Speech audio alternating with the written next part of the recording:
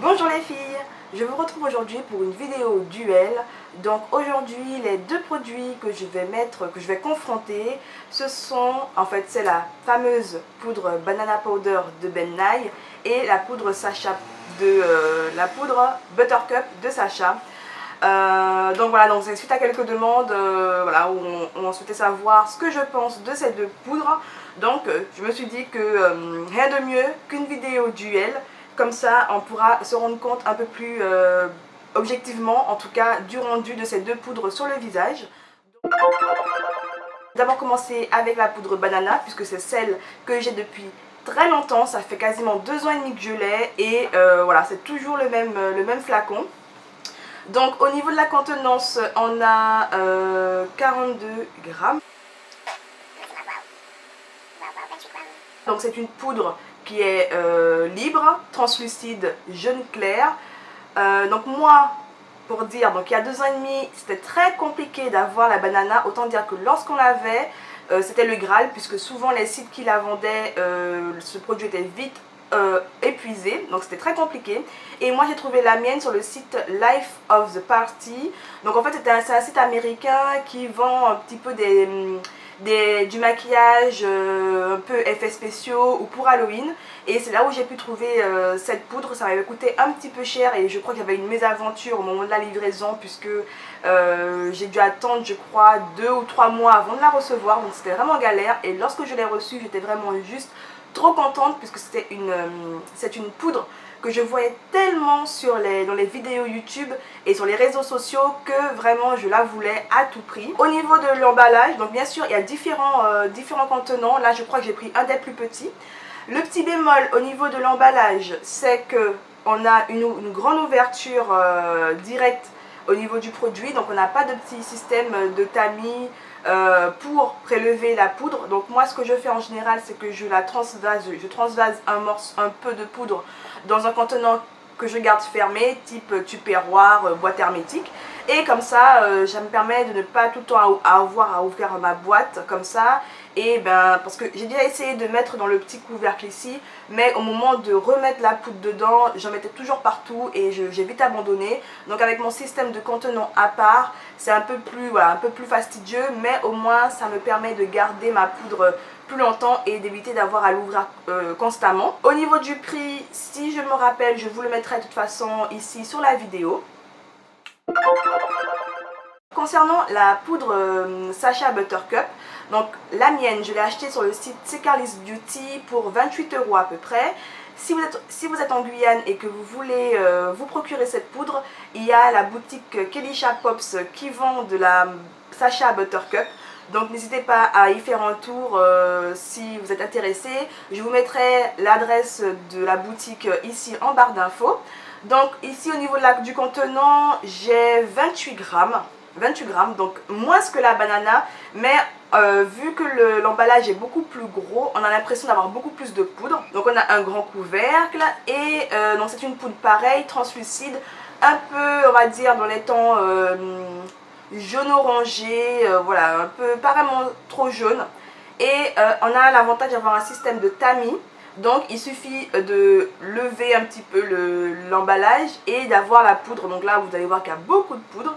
Donc c'est ça qui est très pratique, c'est qu'on n'a pas besoin d'avoir autre chose à côté. On prend son pinceau, on l'applique directement ici sur la poudre qui est au dessus. Et au fur et à mesure on reprend la matière, donc ça évite de gaspiller.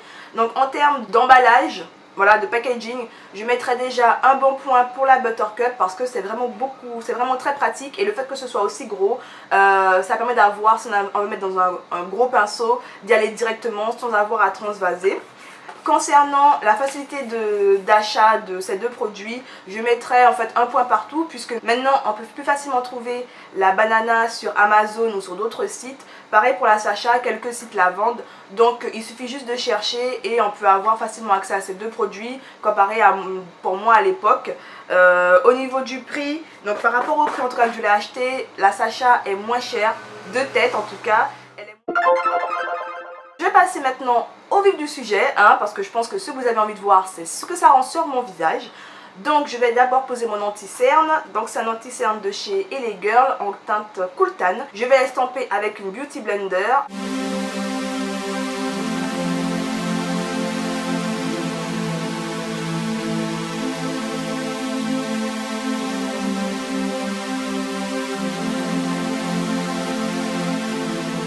Là j'ai mis un petit peu de poudre banana dans le couvercle ici et je vais l'appliquer directement au Beauty Blender. Voilà, donc le côté gauche sera avec la banana.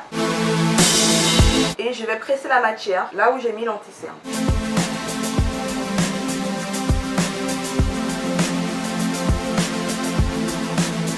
Le dessous de l'œil est bien flouté. Voilà quoi, je ne trouve pas que ce soit trop jaune par rapport à ma carnation, c'est illuminé mais ce n'est pas trop blanc ou trop clair par rapport à mon dessous d'œil. Comme vous pouvez voir, la poudre Sacha est beaucoup plus foncée que la poudre banana qui est beaucoup plus claire.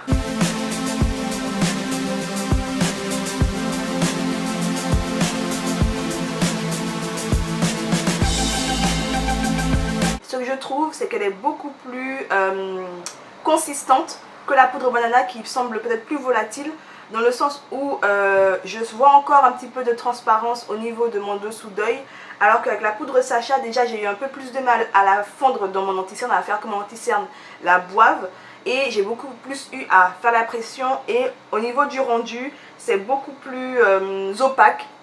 Donc pour la note finale au niveau de l'application, bizarrement la banana est connue pour être très difficile à estomper.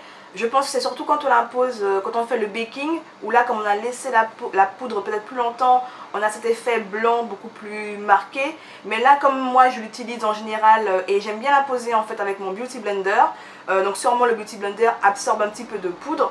Mais au niveau de l'estompage et du travail de la poudre, je trouve que la poudre banana, moi en tout cas, je la travaille beaucoup plus facilement que la poudre Sacha, où là vu que la poudre est légèrement plus dense, il faut que j'appuie plus fortement sur mon éponge pour que la poudre soit totalement absorbée et que je n'ai plus d'effet poudreux. Au niveau de la facilité d'application, moi mon point ira à la banana. Au niveau de l'opacité, je vais donner mon point à la poudre Sacha, à la Buttercup, puisque vraiment je sens mon dessous d'œil beaucoup plus net et moins de petits côtés plus sombres que j'ai eu avec la banana. Donc c'est vraiment, si vous voulez un effet vraiment photoshopé, net en dessous, la poudre Buttercup, à mon sens, est beaucoup plus intéressante. Et dernier point, l'illumination du dessous d'œil.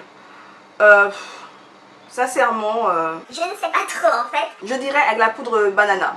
Franchement, quand je me regarde comme ça, le côté qui est plus lumineux pour moi, c'est ce côté-ci. Même si c'est le côté qui est le moins opaque. Mais c'est le côté banana qui en tout cas me saute aux yeux. Donc si mes calculs sont bons, poudre Sacha et la banana arrivent pour moi à égalité. Pour moi, ces deux poudres, il n'y a pas vraiment de duel dans le sens où ce sont des poudres qui font quasiment le même boulot. Après, si les petits points qui vont être plus avantageux que d'autres, forcément le prix ou le packaging va peut-être plus vous intéresser parce que c'est beaucoup plus pratique la Sacha.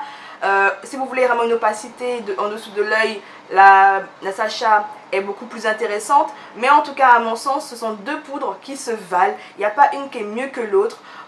Personnellement, en tout cas d'une manière sentimentale, j'ai toujours une préférence pour la banana parce que c'est vraiment une poudre où j'ai dû passer des mois à la chercher. Mais quand je l'ai eu entre les mains et quand j'ai commencé à l'appliquer, j'ai vraiment senti que je rentrais dans le monde du maquillage parce que j'ai vraiment eu cette sensation en dessous de l'œil que je n'avais jamais eu avant et j'ai vraiment eu cet effet waouh, photoshopé, et j'ai jamais vu en tout cas mes cernes de cette façon. Et sentimentalement parlant en tout cas, j'ai toujours préféré la banana parce que voilà, il y a une petite histoire. C'est peut-être bête d'accorder une valeur sentimentale à un produit, mais en tout cas pour moi ce sont deux poudres qui se valent.